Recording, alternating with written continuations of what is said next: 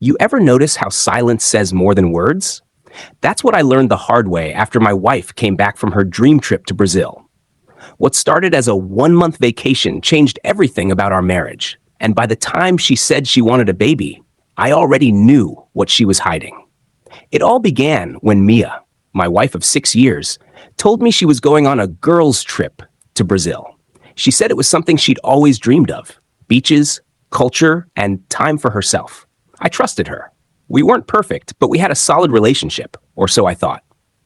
The first few days after she left, she sent me photos of sunsets, beaches, and fancy dinners.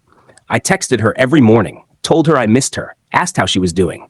But after the first week, silence. No calls, no replies, no messages. At first, I told myself maybe she was busy or her phone wasn't working. But then I saw her posting stories on Instagram, dancing, laughing, drinking with people I didn't know. I commented once, "Looks fun, babe." She didn't reply. 2 weeks passed like that, me staring at her photos while she acted like I didn't exist. By the 4th week, I stopped reaching out. I realized I was chasing someone who didn't want to be caught. When she finally came back, she walked in like nothing happened.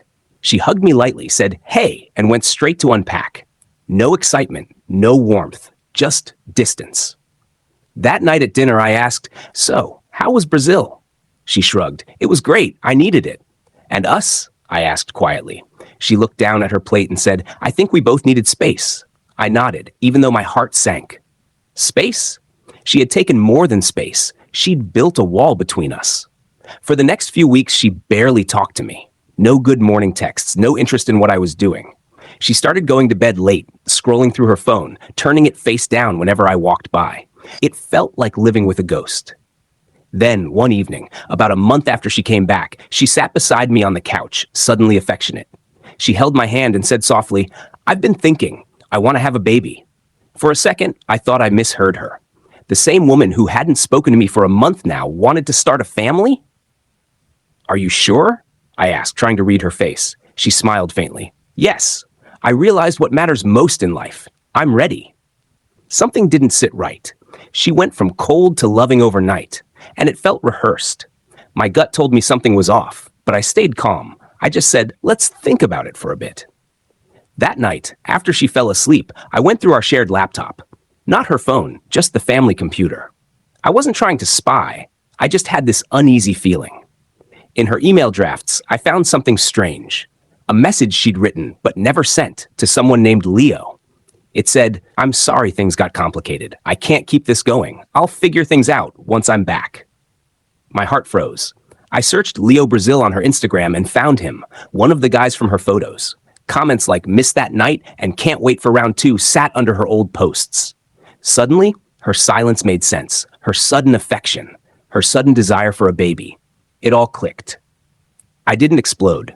I didn't confront her right away. Instead, I scheduled an appointment for both of us, a fertility clinic consultation. When I told her, she seemed nervous, not happy.